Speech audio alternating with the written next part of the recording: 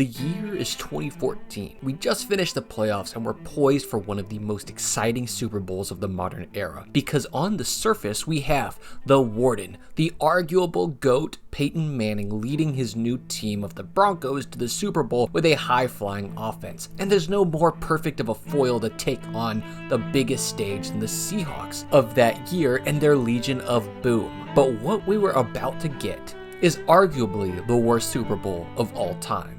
But to understand why that is, I've got to go and give you some context. Let's start with, how about the Broncos? Like I said, this was their second year with Mr. Manning, and they were nothing more than exceptional. They opened up their season by mopping the floor with the Ravens as Peyton sliced and diced the usually sound Baltimore defense to the tune of, get this, 462 passing yards and a whopping 7 touchdowns in that game. He'd followed that up by taking out his brothers-led Giants team with 2 touchdowns and 300 yards, and then bring the Raiders to their house to stomp them with pure efficiency, completing 32 of 37 passes for 370 yards and 3 touchdowns. That would be followed up by back-to-back 50-point games where he would torch Philadelphia for 327 yards and 4 touchdowns, and then win the shootout against Dallas by throwing for another 414 yards and 4 touchdowns. Now you may wonder why I've just read stats at you for the past minute, and while it may seem like I'm meat riding the Mannings like they sponsored this video, I can assure you the only thing I'm trying to do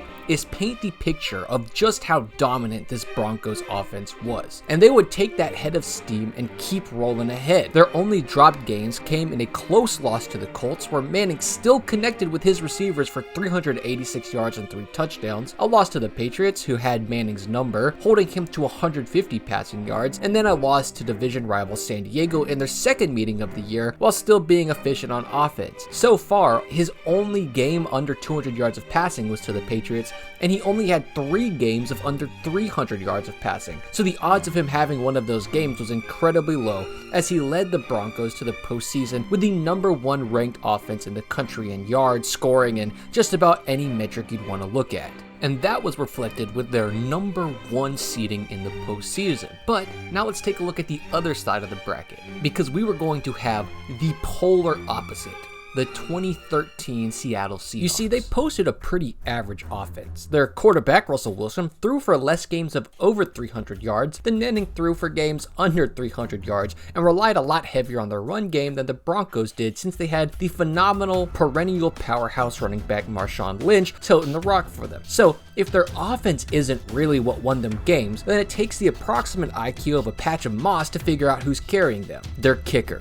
Okay, all jokes aside, as much as that would be on brand for my channel, it was actually their defense, as you might have guessed. You had guys like Richard Sherman, Bobby Wagner, Cam Chancellor, Earl Thomas that you had to line up against, all who combined together to form the frightening Legion of Boom. And boy, were they terrifying. They would do things like hold the 49ers to 3 points while forcing a safety and picking off Colin Kaepernick 3 times. They held a prime Drew Brees to 147 yards of checkdowns and a 45.2 quarterback rating. They stifled Matt Ryan to 172 passing yards, and those were the better quarterbacks they played against. Don't even get me started on if they played against lesser competition, like Kellen Clemens, who donated 2 interceptions to the Legions on 151-yard passing performance, the turnover-prone Eli Manning, who gave them 5 interceptions as the Seahawks trounced the Giants, and then haunted Carson Palmer's dreams by picking him off 4 times, despite the fact that their offense wasn't able to turn enough of those into scores, so they still lost that game. In fact, both of their back half of the season losses came in close, grindy games where neither team would score more than 20 points, with the other one being in a rematch to divisional rivals 49ers. So that brings us to the end of the season for both teams. The Broncos with a historically good, dominating offense, and the Seahawks with the scariest secondary in football history, and both teams acted like it. The Broncos had a rematch with San Diego for the 3rd time this season, and just barely snuck past them. Coming off a bye week, though, sometimes teams don't come out super hot, and that's what it looked like in this case. Manning threw for 230 yards, his 2nd lowest of the season, as they narrowly avoided a miracle comeback by Phillip Rivers' late game heroics. But in the rematch against the Patriots, Patriots, Peyton came out with a vengeance, dicing up their defense that once held them to 150 yards to the tune of 400 yards and 2 touchdowns in a decisive win against one of the NFL juggernauts at the time. And on the other side of the bracket, the Seahawks defense came through, holding a Drew Brees-led offense again to 15 points, even though they required a bit of a Saints special teams disaster to carry their own offense, including 2 missed field goals and a 16-yard punt, where every one of those blunders resulted in points for the Hawks on their ensuing drive. But like the Broncos, they were looking much more like themselves in the second game, picking off Kaepernick twice and holding him to just 150 passing yards, leaving him holding the L. And with all that out of the way, that is why everyone was hyped. The greatest offense we had seen in years, led by a Hall of Fame quarterback in his best year ever against the stiffest challenge we would ever see. A curated team of ball batters and interceptors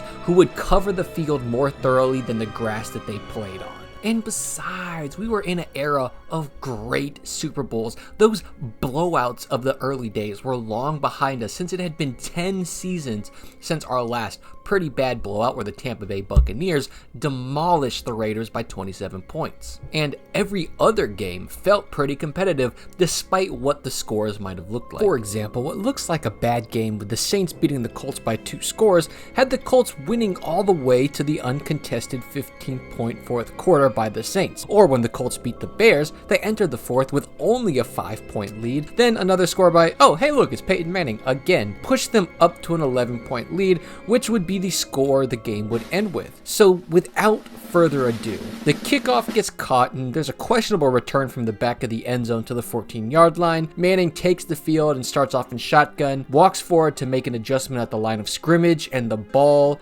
is snapped before he's ready, bouncing out the back of the end zone for a safety, and this would be the closest the score would be for the duration of the game. And the Seahawks wouldn't do anything different on offense than they usually would. Wilson would throw for a little over 206 yards, while they collectively would run for 135 yards on offense. It's just that the defense was absolutely stifling. The Broncos could never seem to establish any sort of run game, which their running attack wasn't the main form of how they ran their offense. It means the Seahawks could comfortably assume that Peyton Manning was going to pass the ball, which he did 49 times, and they absolutely ate him alive. Everything resorted to short passes over the middle to receivers with absolutely zero separation who could get no yards after the catch. Manning's first pass of over 10 yards was intercepted to really set the tone that if he couldn't just zip it directly into the hands of one of his receivers, it needed to be thrown away. They didn't even pick up a first down till nearly 10 minutes into the second quarter, which was their 4th drive. But nothing offensively for the Broncos was working. The Seahawks defense was entirely too stifling. So 2 interceptions, 2 fumbles, and a turnover on downs later, the game was entirely out of reach. Manning put together 1 scoring drive while down 36-0, where without a doubt the Seahawks were allowing plays to be made in the name of keeping everything in bounds and in front of them to try to run off clock and end this miserable game. But what we got from this game was one of the worst Super Bowl blowouts in the era of football, where we all thought Super Bowl blowouts were behind us. And aside from this miserable game, you would be right. Every Super Bowl aside from this was within 2 scores, except for when another quarterback who decided to switch teams makes it to the Super Bowl, being carried by his defense to a title. And if you know football, you know what I'm talking about. I'm looking at both of you guys, Peyton and Tom. But overall, we might never see another Super Bowl blowout this bad in our lives, and it would be better for football if that is the case. But the combination of high expectations, the era of close Super Bowls we were in, and ultimately just how piss poor this team looked during this entire game means that I think this is the worst Super Bowl that we will ever encounter. Picked off by Smith. This is Malcolm Smith.